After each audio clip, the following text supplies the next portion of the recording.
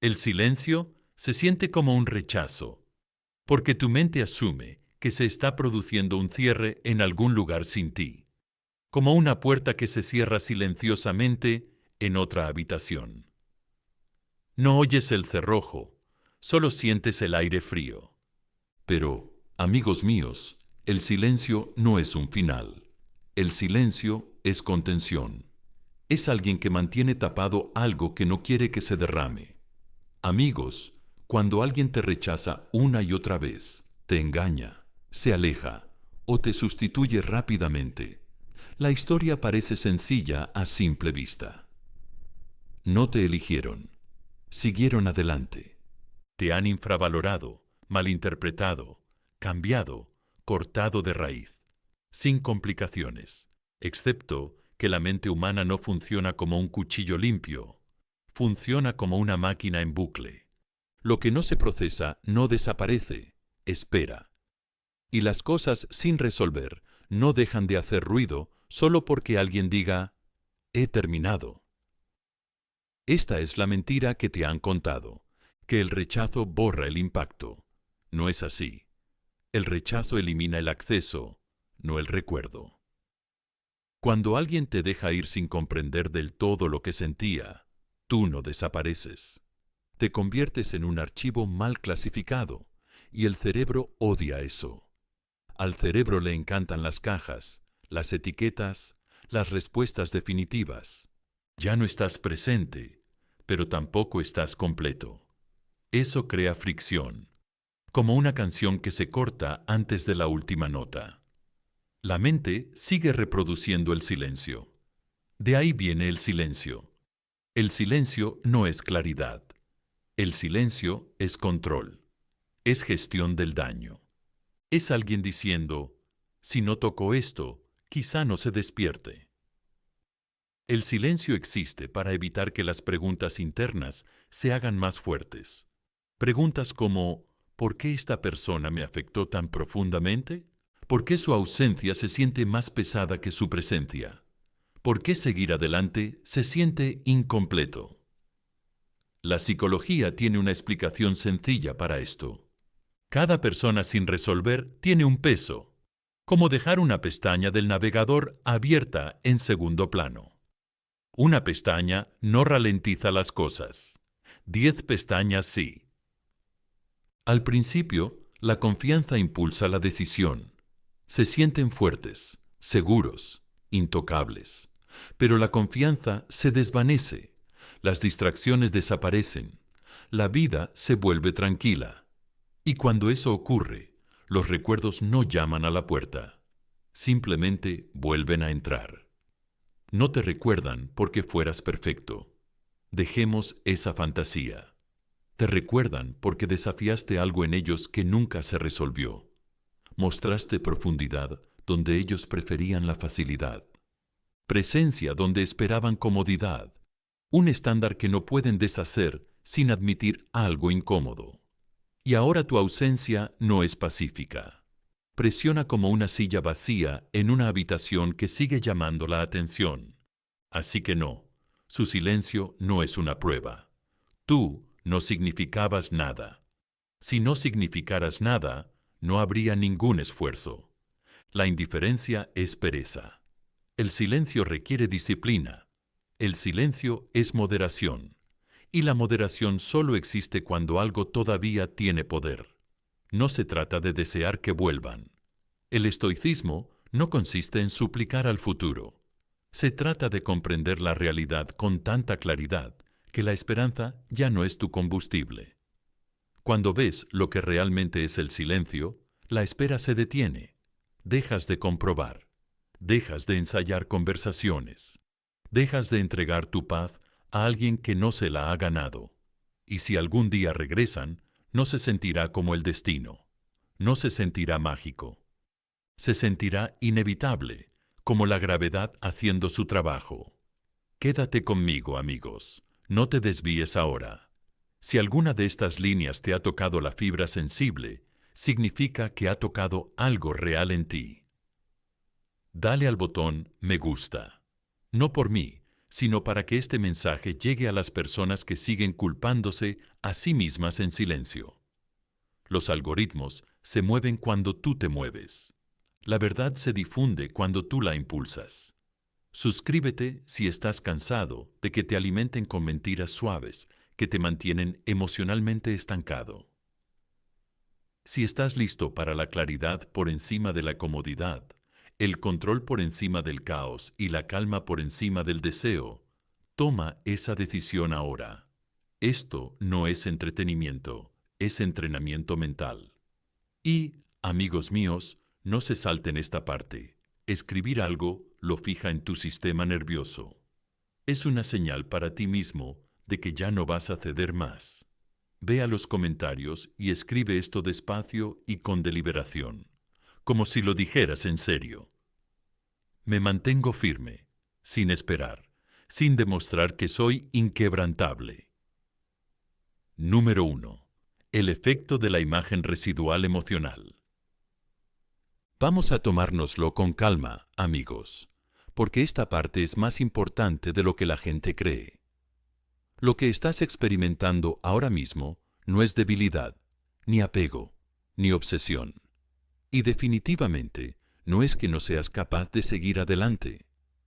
Lo que estás experimentando es algo mucho más mecánico, mucho más humano. Piensa en esto. Si miras fijamente una luz brillante durante demasiado tiempo y luego apartas la vista, la luz desaparece, pero la imagen permanece. Cierra los ojos y sigue ahí. Esa sombra no fue elegida, no fue invitada. Es simplemente el sistema nervioso poniéndose al día. Así es exactamente como ciertas personas permanecen en la mente. No piensas en ellas porque quieras. Esa es la mentira que agota a la gente. Piensas en ellas porque tu sistema interno aún no se ha recalibrado. Jung hablaba a menudo de la psique, resistir las rupturas repentinas, cuando algo significativo se elimina demasiado rápido. La mente crea un eco, no para castigarte, sino para comprender lo que acaba de suceder. El rechazo no borra ese eco, lo crea. Cuanto más brusco es el final, más brillante es la imagen posterior. Muchos de ustedes se preguntan en silencio, si me rechazaron, ¿por qué siguen cruzándose en mi mente? ¿O si significaba tanto para ellos, por qué se marcharon? Estas preguntas provienen del mismo malentendido. Asumen que la elección y la memoria están vinculadas. No lo están. La gente se aleja constantemente de lo que les abruma. La mente no es un tribunal que dicta veredictos justos. Es una herramienta de supervivencia.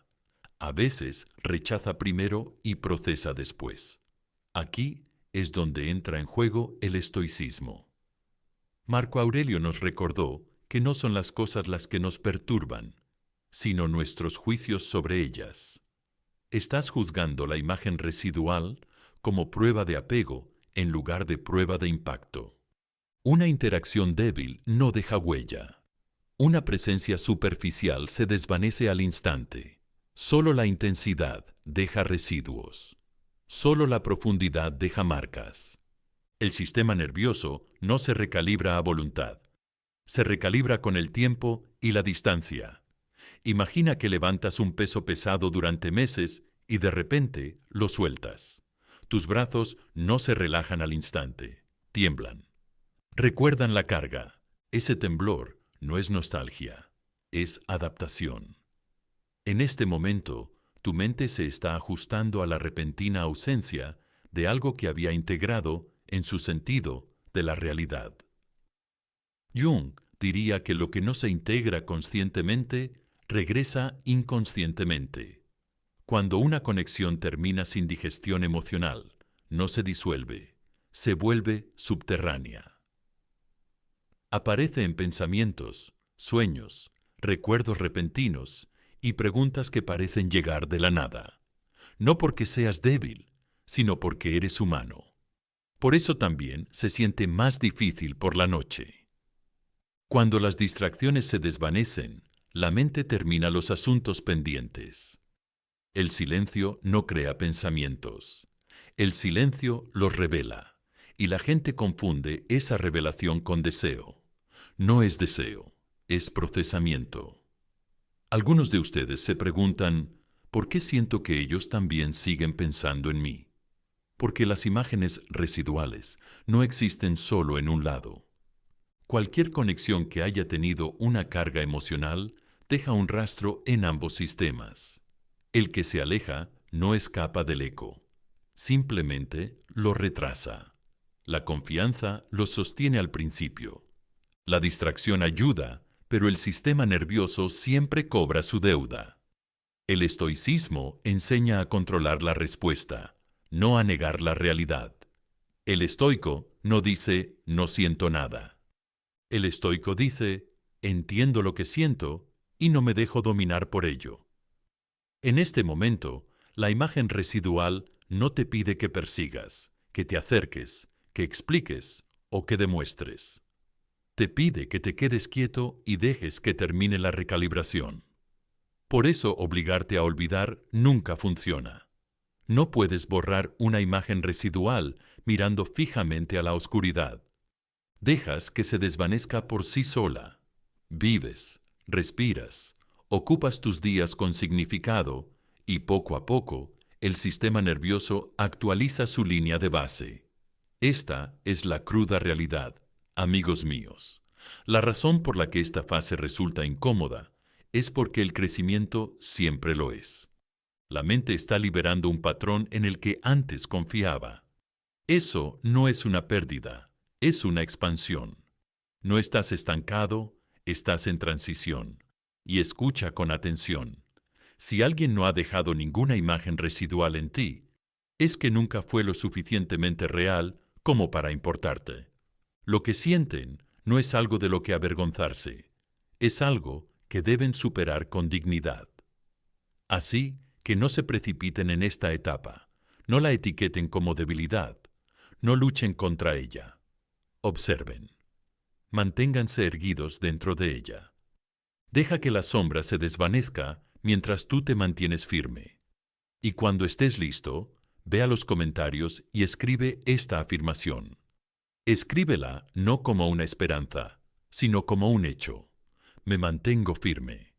Escríbela. Deja que te ancle. Número 2.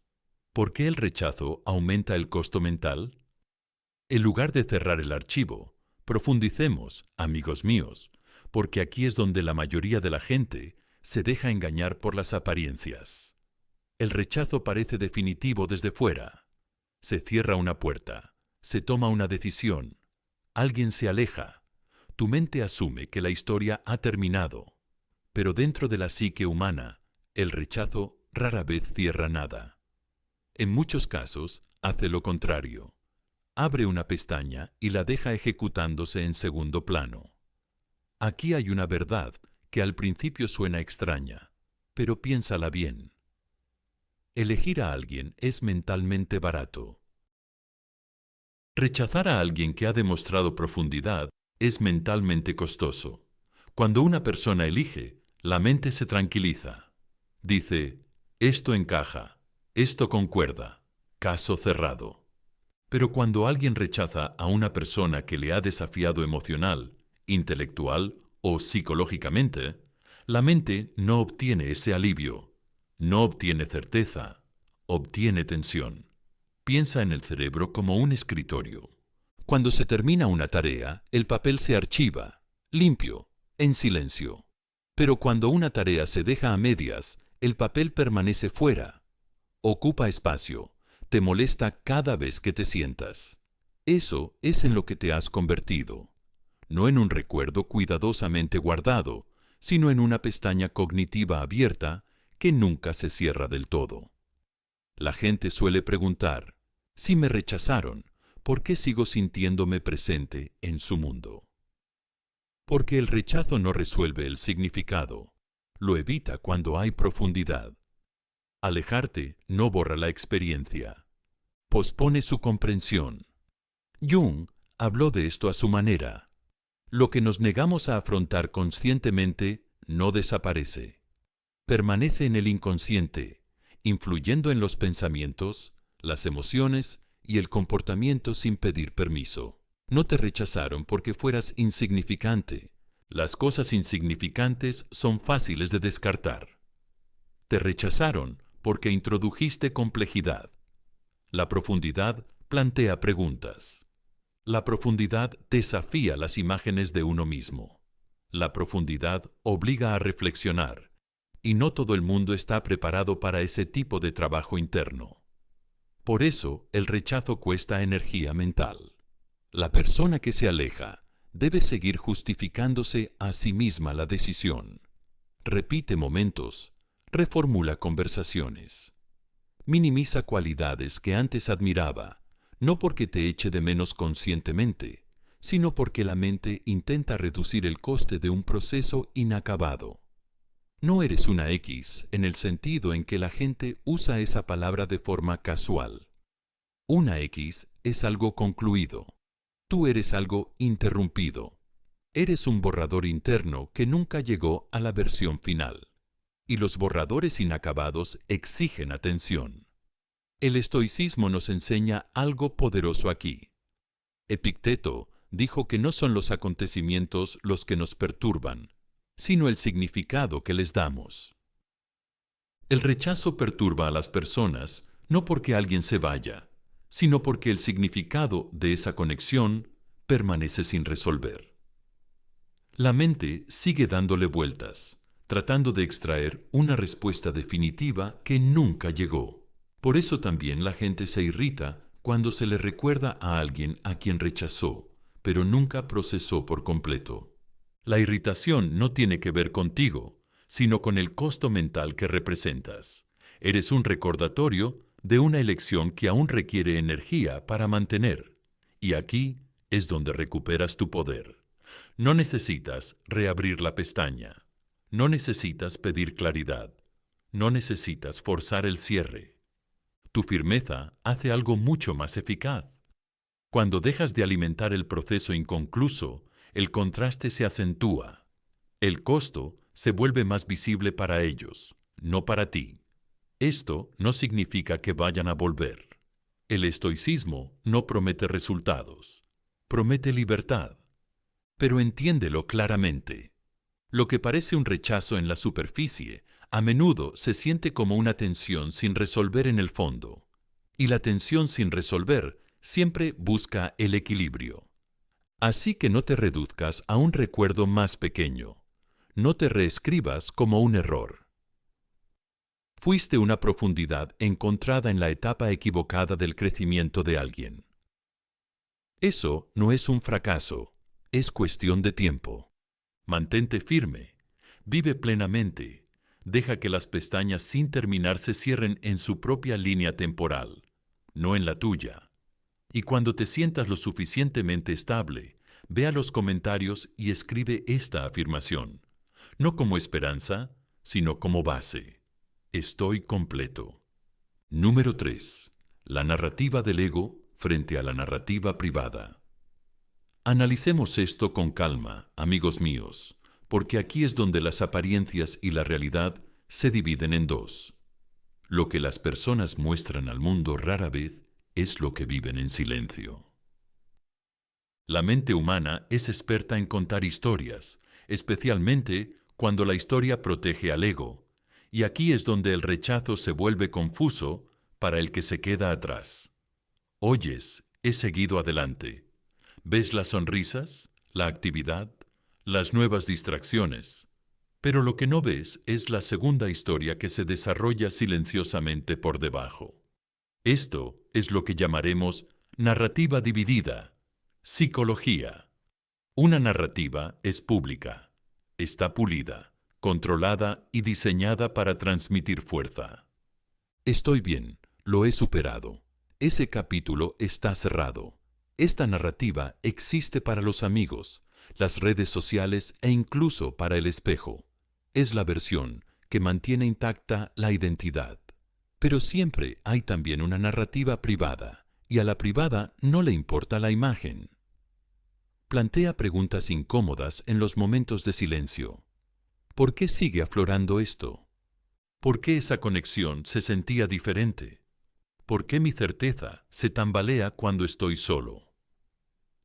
Ambas narrativas pueden existir al mismo tiempo, sin contradicción. Esa es la parte que la gente malinterpreta. Seguir adelante públicamente no requiere una resolución interna, requiere actuación. Jung advirtió que lo que nos negamos a integrar se convierte en una sombra. Y la sombra no habla en público. Espera la soledad. Existes en la narrativa privada no porque estés obsesionado, sino porque no estás completamente procesado.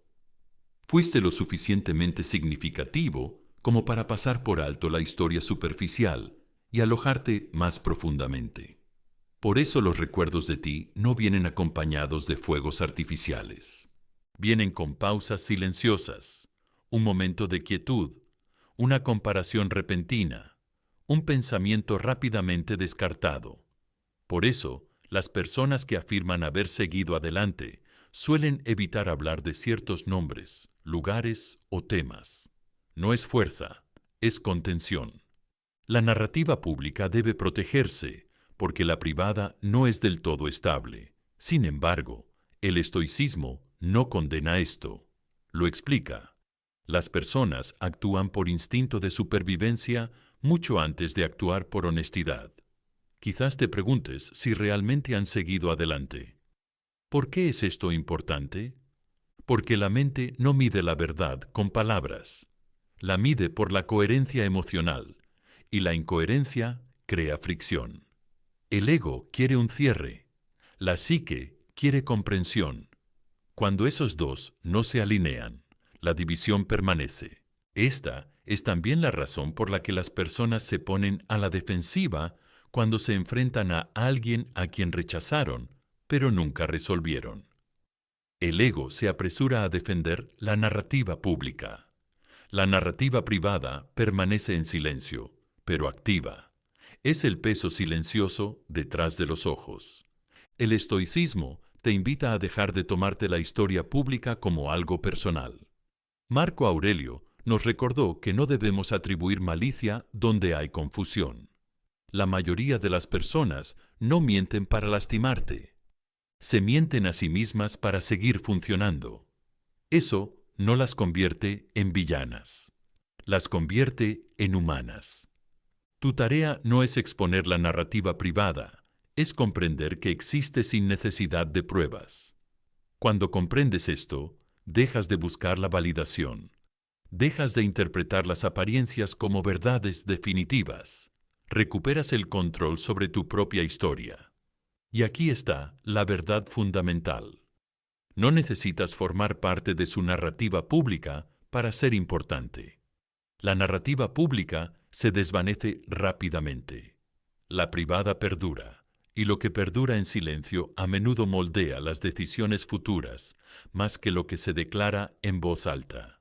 Esto no significa que debas esperar. Significa que debes mantenerte firme. Vivir como alguien que comprende la naturaleza humana en lugar de dejarse confundir por ella. No compites con las apariencias, no discutes con palabras. Dejas que el tiempo revele qué narrativa tiene peso. Así que libera la necesidad de ser visto.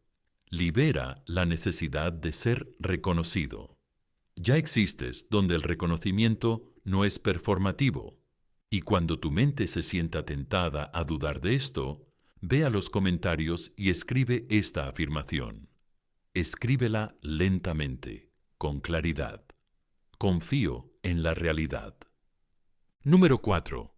¿Por qué tu ausencia se hizo más fuerte que tu presencia? Mantengamos la calma, amigos míos, porque esta es una de las verdades silenciosas que cambia tu forma de ver todo. La gente asume que la presencia es poder. Piensan que estar disponible, ser constante y visible es lo que te mantiene relevante en la mente de alguien. Pero la psique humana no funciona con el volumen. Funciona con el contraste, y el contraste solo aparece cuando algo familiar desaparece de repente. Cuando estabas presente, Eras predecible, no en un sentido negativo, sino en un sentido humano. La mente sabía dónde situarte, sabía cómo interpretar tu tono, tus reacciones, tu disponibilidad. La previsibilidad es cómoda, y la comodidad permite que la mente descanse. Eras real, pero eras medible. Ahora no lo eres, y ese es el cambio que la mayoría de la gente subestima. Tu ausencia no te borró. Eliminó las coordenadas mentales que te hacían fácil de localizar. Pasaste de ser definido a indefinido, y el cerebro lucha con lo que no puede mapear. Ahí es donde entra en juego la ambigüedad, el sesgo. La mente asigna más importancia a lo que no puede medir, etiquetar o resolver. Lo que está claro se desvanece, lo que no está claro perdura. Piensa en una calle familiar por la que caminas todos los días. No piensas en ella. No exige atención, pero si la bloqueas de repente, tu mente reacciona, no porque te guste la calle, sino porque tu mapa interno ya no funciona. Tu ausencia funciona de la misma manera. Has alterado una rutina mental. Muchos de ustedes se preguntan, ¿por qué no importaba más cuando estaba allí? Porque la familiaridad adormece el impacto. La psique no registra continuamente, lo que asume que siempre estará accesible. El estoicismo nos enseña a comprender la naturaleza en lugar de resentirla. Esto no es crueldad, es condicionamiento. Ahora que estás ausente, la mente tiene que actualizar sus suposiciones, y las actualizaciones requieren esfuerzo. El esfuerzo llama la atención. Por eso tu ausencia se siente más fuerte que tu presencia. No emocionalmente más fuerte, sino cognitivamente más fuerte. Jung hablaba de lo desconocido como algo con carga psicológica. Lo desconocido no da miedo porque sea malo. Da miedo porque no se ha integrado. Cuando estabas presente, estabas integrado en su ecosistema emocional. Cuando te fuiste, intencionadamente o no, dejaste de estar integrado. No desapareciste. Te volviste mentalmente imposible de ubicar. Esa cualidad de ser imposible de ubicar es lo que hace que los recuerdos afloren inesperadamente. Es lo que despierta la curiosidad sin intención. Es por eso que apareces en los pensamientos durante los momentos de quietud. La mente no está añorando, está buscando una estructura. Esta es también la razón por la que los intentos de seguir siendo amigos o de permanecer vagamente disponibles a menudo resultan contraproducentes. Reducen la ambigüedad, te hacen medible. Una vez más, la mente se relaja, el impacto se desvanece. La ambigüedad mantiene la mente alerta, la disponibilidad la adormece. El estoicismo nos recordaría que no debemos utilizar este conocimiento como arma, sino comprenderlo.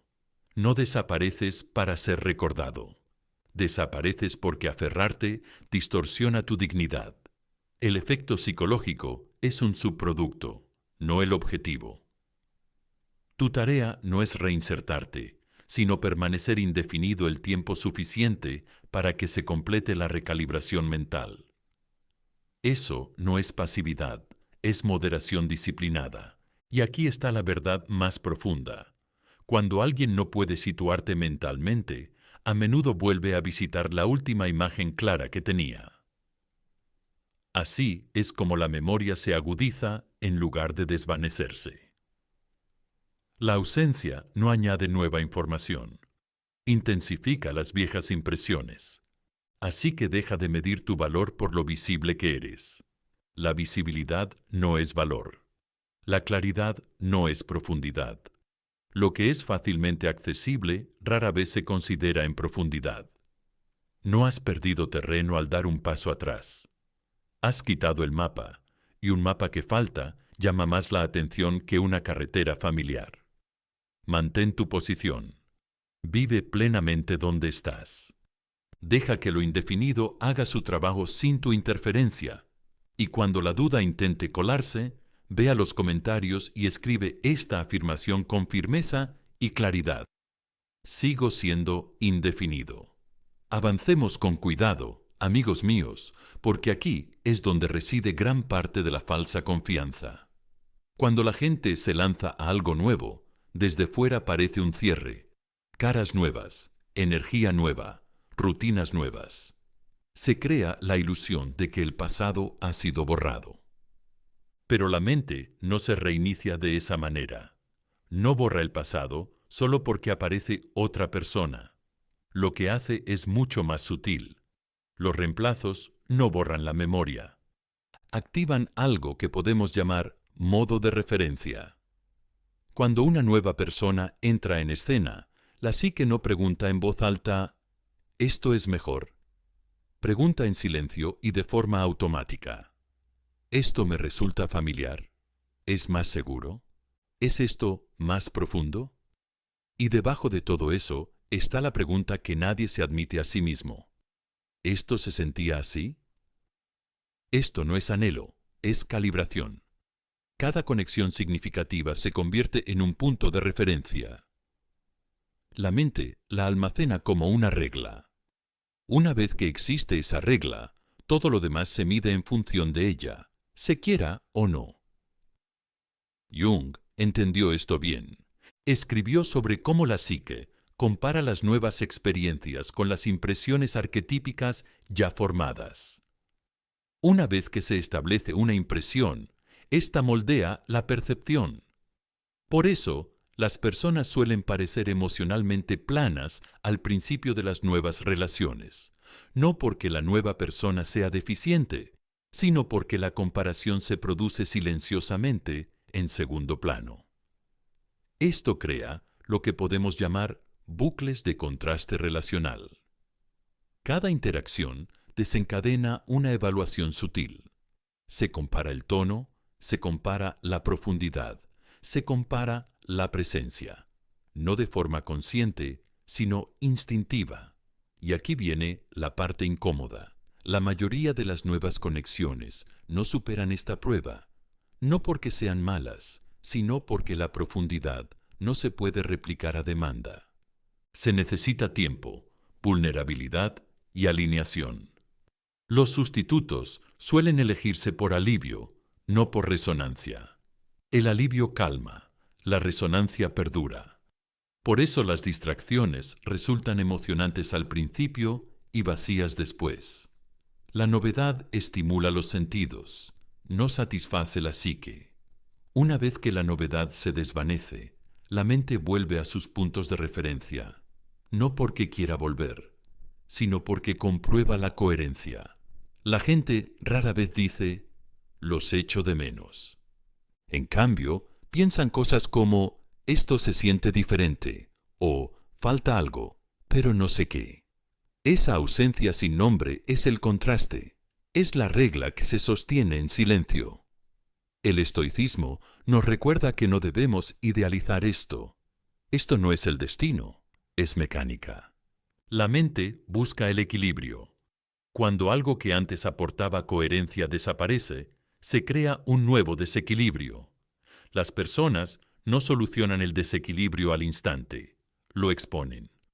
Por eso, las personas que sustituyen rápidamente a alguien suelen aparentar una felicidad excesiva. El ego quiere que la narrativa se mantenga. El sistema privado aún no se ha puesto al día, por lo que la actuación continúa, mientras que las comparaciones internas agotan silenciosamente la energía. Te preguntarás, si eligieron a otra persona, ¿no significa eso que la preferían? La preferencia en momentos de confusión no es la preferencia en momentos de claridad. Las decisiones tomadas por alivio no siempre se mantienen tras la reflexión, y aquí es donde recuperas tu poder. No compites con un sustituto, no lo necesitas. Tú existes como punto de referencia, no como opción.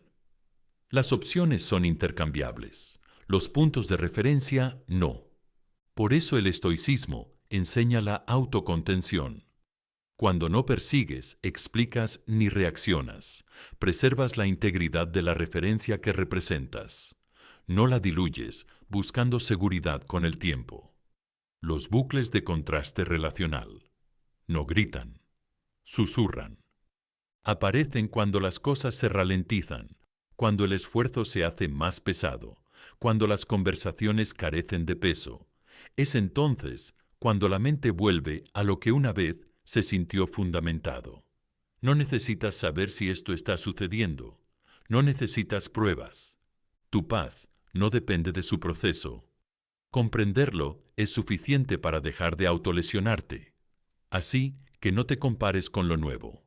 Lo nuevo no significa más profundo. Lo nuevo significa desconocido. La profundidad es rara, y lo raro no se reemplaza fácilmente. Quédate donde estás. Construye tu vida. Deja que las comparaciones sigan su curso sin tu participación. Y cuando tu mente intente dudar de tu impacto, ve a los comentarios y escribe esta afirmación. Tranquilo y con los pies en la tierra. Yo soy la medida. Número 6. ¿Por qué el silencio es una estrategia de contención y no de desinterés? Abordemos esto lentamente, amigos míos, porque aquí es donde la mayoría de la gente malinterpreta la señal y la vuelve en su contra. El silencio se siente personal. Se siente como un veredicto. Se siente como si alguien te mirara y decidiera que ya no vales la pena. Pero esa interpretación proviene de la emoción, no de la observación.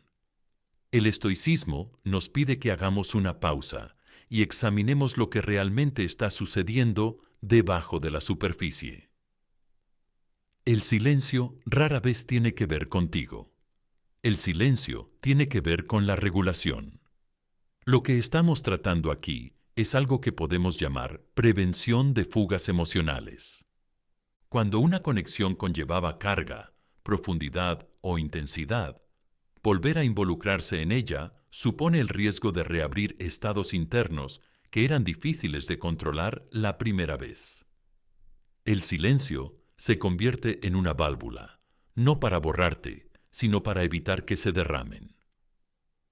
Piensa en una presa agrietada. El agua que hay detrás es presión, no ausencia. La razón por la que la compuerta permanece cerrada no es porque no haya nada dentro, sino porque abrirla provocaría un desbordamiento. El silencio funciona de la misma manera en la psique. Si alguien se sintiera realmente indiferente, no necesitaría el silencio. La indiferencia no requiere estrategia, no requiere moderación, no requiere reglas. No gestionas lo que no te conmueve, simplemente lo olvidas. El silencio, por otro lado, requiere esfuerzo, es controlado, es deliberado.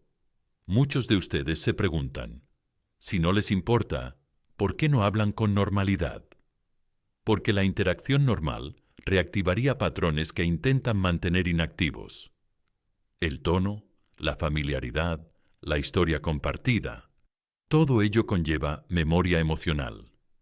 Comprometerse supone deshacer la compostura que han trabajado para construir. Jung escribió que la psique evita lo que amenaza la estabilidad del ego. El silencio protege la imagen de uno mismo.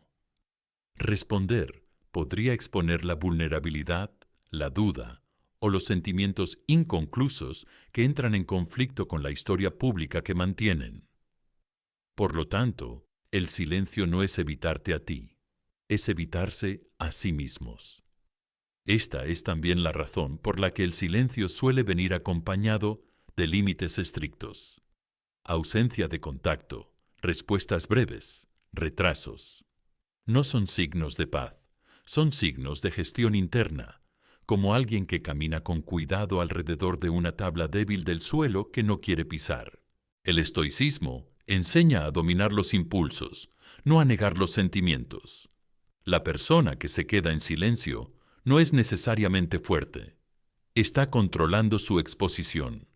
Está minimizando el riesgo de sentir, el riesgo de recordar, el riesgo de cuestionar sus propias decisiones. Y aquí es donde la claridad sustituye al dolor.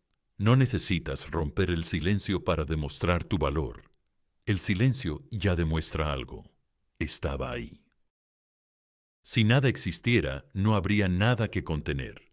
Esto no significa que estén planeando en secreto un regreso. El estoicismo no vende fantasías, vende la verdad. El silencio no garantiza la acción, garantiza la conciencia. Algo en ellos reconoce que el contacto no sería neutral. Tu trabajo no es interpretar el silencio como un rechazo, sino como un límite que necesitan, porque la respuesta interna no es tan tranquila como parece. Y aquí está la parte empoderadora. La prevención de las fugas emocionales solo funciona cuando la fuente sigue siendo potente. Cuanto más sereno y autónomo seas, más necesario será el silencio. En el momento en que persigues, suplicas o explicas, la presión disminuye, la válvula se afloja y el impacto se desvanece. Así que mantén tu posición, no como una táctica, sino como una disciplina. Vive bien, habla poco, deja que el silencio haga lo que intenta hacer, sin interferencias. Y cuando tu mente intente personalizar el silencio, vuelve a esta afirmación. Escríbela en los comentarios, con firmeza y claridad. No me ignoran. Número 7. La curva del arrepentimiento retardado. Vamos a ralentizar el ritmo aquí, amigos míos, porque esta parte explica algo que la mayoría de la gente malinterpreta por completo. El arrepentimiento no llega cuando alguien se aleja. Ese momento está impulsado por la confianza. Las decisiones se sienten limpias cuando la certeza es alta. El ego es ruidoso, solidario, convincente. Dice, esto es lo correcto, esto es necesario, estaré bien. Y en ese momento realmente lo creen. El arrepentimiento no vive allí. El arrepentimiento aparece más tarde, cuando la confianza comienza a decaer. Esto es lo que podemos llamar la curva del arrepentimiento diferido. No alcanza su punto álgido con la pérdida. Alcanza su punto álgido con la desestabilización. En el momento en que la historia que se contaron a sí mismos deja de tener peso, cuando el sustituto no les proporciona la sensación que esperaban, cuando la vida se ralentiza y el ruido interno regresa, cuando la certeza se derrumba silenciosamente ante la realidad. La confianza no es permanente. Se basa en el combustible.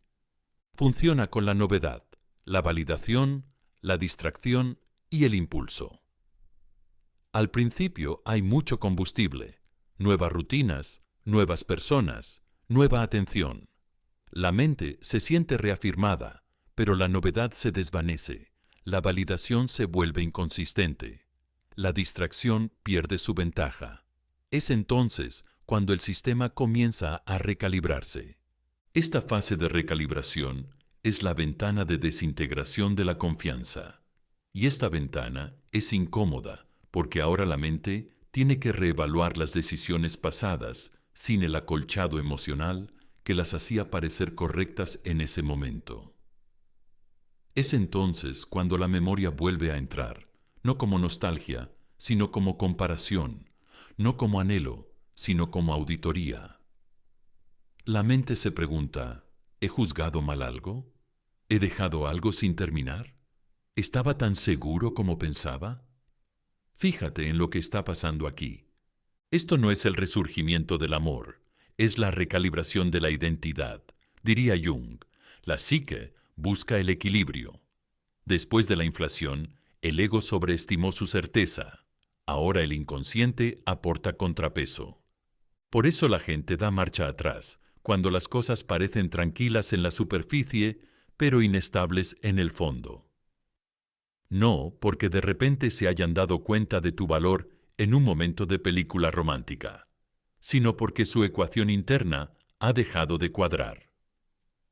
El estoicismo nos enseña a no idealizar esto. Marco Aurelio advirtió contra dejarse impresionar por los cambios emocionales. El regreso durante el periodo de pérdida de confianza no es prueba de devoción, es prueba de reevaluación, y eso es importante porque te protege.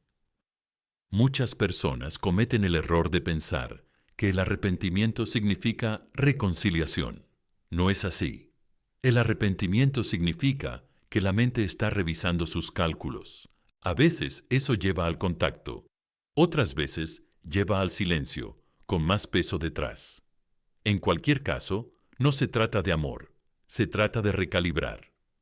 Por eso también el momento parece extraño. Semanas, meses, a veces más. La gente pregunta, ¿por qué ahora? Porque ahora es cuando ha fallado la certeza, no antes. Y aquí es donde el estoicismo te da una base sobre la que apoyarte. No esperes a que se produzca el deterioro. No construyas tu vida en torno al colapso de la confianza de otra persona. Deja que suceda sin formar parte de la turbulencia. Tu estabilidad es importante aquí. Si te has mantenido con los pies en la tierra, autónomo y avanzando, cualquier recalibración que experimenten se vuelve más aguda. No porque tú los hayas perseguido, sino porque no lo has hecho. Lo peor que puedes hacer durante esta fase es interpretar el movimiento como una validación. Lo mejor que puedes hacer es permanecer sin cambios, tranquilo, observador, íntegro. Recuerden esto, amigos míos. El arrepentimiento no es un regalo, es una consecuencia. Y las consecuencias pertenecen a quien tomó la decisión, no a quien la soportó. No necesitas castigar, no necesitas celebrar, no necesitas involucrarte. Comprender es suficiente. Así que si alguien vuelve durante este periodo, acógelo con claridad, no con ansia. Acógelo con calma, no con urgencia. No estás ahí para restaurar su confianza. Estás ahí para proteger tu paz. Y cuando tu mente se pregunte si este momento llegará alguna vez, afiánzate en ti mismo. Ve a los comentarios y escribe esta afirmación con firmeza y sensatez. Yo no espero. Número 8. El regreso no es romántico. Es inevitable. Terminemos esto con calma, amigos míos. Sin drama, sin fantasías, sin mentiras piadosas. Porque esta última pieza es donde el estoicismo reemplaza la esperanza con claridad. A la gente le gusta creer que los regresos son románticos, que alguien se despierta un día inundado de emoción, abrumado por el amor, y se apresura a volver para confesar todo lo que sentía, pero no podía decir. Esa historia suena bien, se vende bien, también es engañosa. Los regresos no son explosiones emocionales, son correcciones psicológicas. La gente no vuelve porque de repente surjan los sentimientos. Los sentimientos no son fiables, van y vienen. Lo que hace que la gente vuelva es algo mucho más obstinado. La identidad sin resolver, la tensión, la silenciosa incomodidad de saber que se ha cerrado un capítulo sin entender lo que significaba. A la mente humana no le gustan las identidades sin resolver. Jung habló claramente de esto. Cuando una experiencia altera la forma en que nos vemos a nosotros mismos, exige integración. Si se omite esa integración, la psique permanece inquieta. No regresas para revivir el pasado. Regresas para comprobar si tu historia interna sigue siendo válida. Por eso los regresos se sienten incómodos, cautelosos y extrañamente prácticos. No es que te extrañara tanto, es que estaba pensando en ti. No es una confesión, es una prueba. Vuelven para comprobar la realidad. Quieren ver si sigues siendo el mismo, si la versión de ti que llevan en su mente coincide con la realidad, si la decisión que tomaron sigue pareciéndoles justificada. Es una búsqueda de confirmación, no de romance. Eso no lo hace insignificante, lo hace humano. Piénsalo así. Si tomas un desvío equivocado en una carretera y sigues conduciendo, al final te detienes para consultar el mapa, no porque te encante el cruce por el que has pasado, sino porque tu dirección ha dejado de tener sentido. El regreso es la consulta del mapa. Por eso, el regreso suele producirse cuando ya no estás esperando, cuando has recalibrado tu propia vida, cuando tu energía se ha estabilizado, cuando tu ausencia ha dejado de surtir efecto. En ese momento, la tensión sin resolver dentro de ellos no tiene dónde esconderse. El estoicismo nos enseña a no confundir lo inevitable con el destino. El hecho de que algo sea probable no significa que sea sagrado. El hecho de que alguien regrese no significa que haya cambiado. Un regreso es un signo de interrogación, no una respuesta. Y aquí está la parte crucial, amigos míos. El poder en esta etapa pertenece a quien hizo el trabajo, no a quien busca tranquilidad. Si regresan para confirmar la realidad y te encuentran centrado, respetuoso contigo mismo y completo, la tensión se resuelve honestamente. Si regresan y te encuentran paralizado por la esperanza, la tensión se resuelve a su favor. Por eso es importante el estoicismo. Te impide confundir el movimiento con el significado. No necesitas dramatizar el regreso. No es necesario leer entre líneas. No es necesario extraer promesas. Observa con calma, con claridad. Hazte una sola pregunta.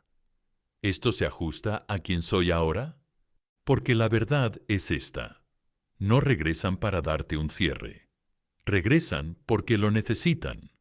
Participar o no es tu elección. Y ahí es donde el estoicismo cierra el círculo. No esperes el regreso. No construyes tu valor en torno a lo inevitable. Vives de tal manera que cualquier regreso debe encontrarte donde estás, no donde estabas antes. Así que, si regresan, que sea en silencio, que sea con los pies en la tierra, que sea evaluado, no celebrado. Y si no regresan, que también esté bien. De cualquier manera, ya no estás sin resolver. Escribe esta afirmación en los comentarios, firme y definitivo. Elijo la claridad.